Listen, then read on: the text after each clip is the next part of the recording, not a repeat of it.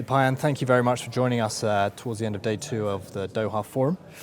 I want to start to get your opinion on something. I attended a keynote earlier this week that suggested that fact is a gatecrasher in a society that enjoys being selective with the truth if it suits its own agenda.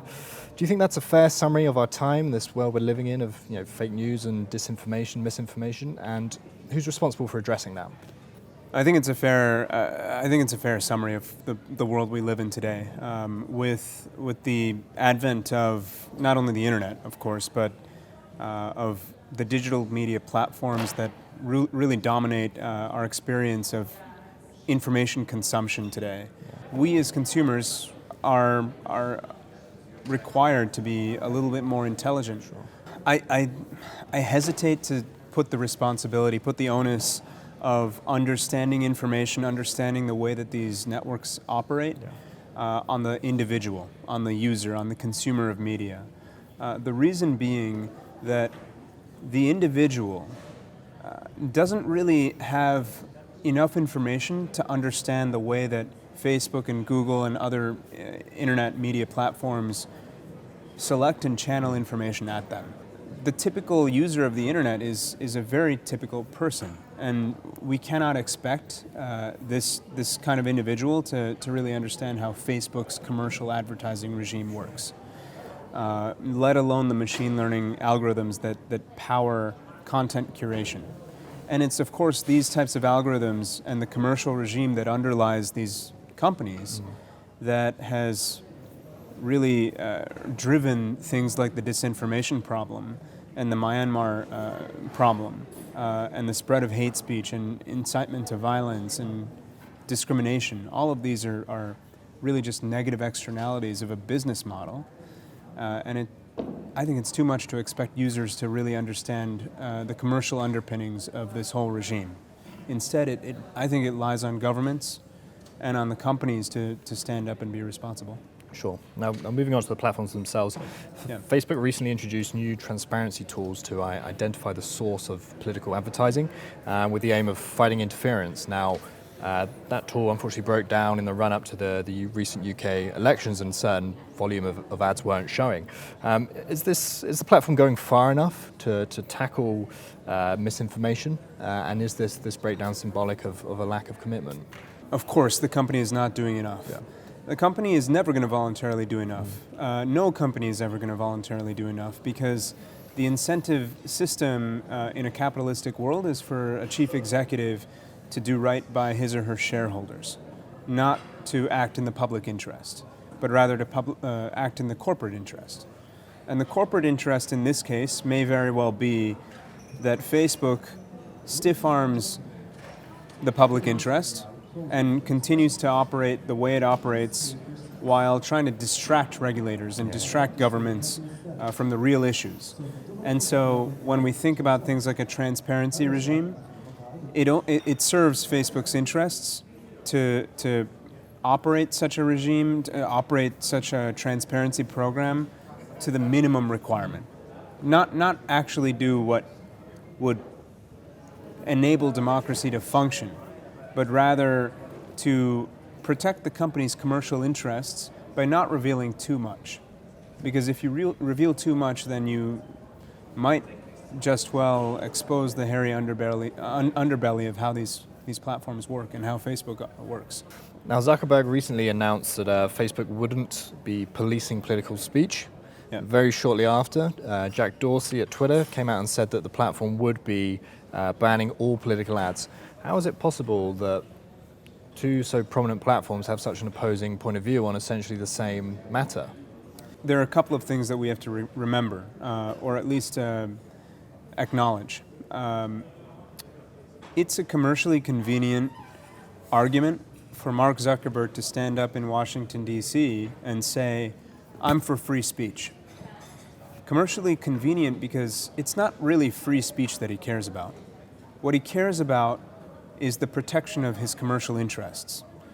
If the company were to restrict political advertising, first of all, it would be giving up lots of revenue. For example, in the U.S. presidential election, we're expecting to have $3 billion of digital ad revenue maybe half of which might go to Facebook. That's $1.5 billion. The company doesn't want to say no to that. Second of all, Zuckerberg doesn't want to tick off any political constituencies. In the immediate aftermath of Twitter making its statement, we saw Trump's campaign chairman come out and say, Twitter did this, and this is only to suppress conservative voices. Zuckerberg is very well aware of that, and he doesn't want to tick off any constituencies because that could implicate the future of his company. And third, Facebook wants the political conversation, the public dialogue about politics to happen on Facebook.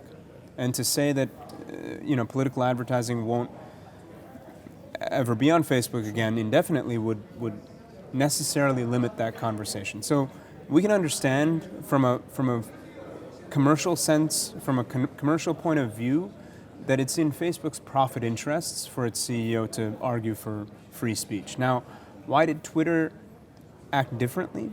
We have to remember that Facebook has revenues of dozens of billions of dollars a year. Twitter has an order of magnitude or two less than that. So it doesn't have the monopolistic presence that Facebook does. Meanwhile, Jack Dorsey as an individual really, I believe, is coming at this from a different angle. He's upset at the way that Facebook, first of all, has dominated the industry through anti-competitive behaviors, and second of all, that they don't stand up for democratic interests. And I think what he wanted to try to do is juxtapose his company and his personal action and feeling and interest in the functioning of democracy with that of Zuckerberg. How are Trump's very open attacks on the media influencing businesses, and do you think, and influencing the way that they feel they can deal with the truth and be selective with fact? I think under this presidency, the nature of media, the nature of fact and fiction has been just completely turned on its head. I would suggest that people feel more courageous now than they ever did before, to spread falsehoods, to spread conspiracy, and that comes certainly on the strength of this presidency, the top of our leadership. So, yes, I think circumstances have changed, and that's not a good thing, because we should all care about democratic interests. We should all care about the way that our democracies operate, and we should want to protect the way that they operate. Sure. Not implicate it through the further spread of disinformation. How prepared is the US? How prepared are the platforms to handle disinformation and interference in this election? It's anyone's guess, but I think that there are huge threats coming. First of all, I think there will be more threats from more actors, not just Russia in this case, but potentially other countries, potentially also domestic operators. Second of all, I think the industry has frankly become somewhat complacent. There was a series of midterm elections in the United States late 2018, during which there wasn't much of a presence or impact of disinformation. I think that's been very misleading, though, leading into 2020, where I think actually, given some of the ways that corporate executives have made decisions to allow for political advertising without any repercussion for falsehoods, to favor free speech, to continue to enable micro-targeting in ways that can really implicate democratic interests, I think we're in for potentially another big threat of disinformation. And not just disinformation, but the spread of further negative externalities like hate speech. And I think what we really need in the longer run is real accountability imposed on the sector, not voluntary actions within the corporate sector. Because voluntary actions are only going to go to the minimum extent that companies can really just continue to operate the way that they operate. What we really need is a return to power with the citizen, the individual citizen. And accomplishing that will necessitate economic regulation of the commercial logic underlying companies like Facebook and Google. I'm thinking of privacy and restoration of market competition and true transparency into the ways that their algorithms work. Dipayan, thank you so much for your time. Appreciate it. Thank you so much. I appreciate it.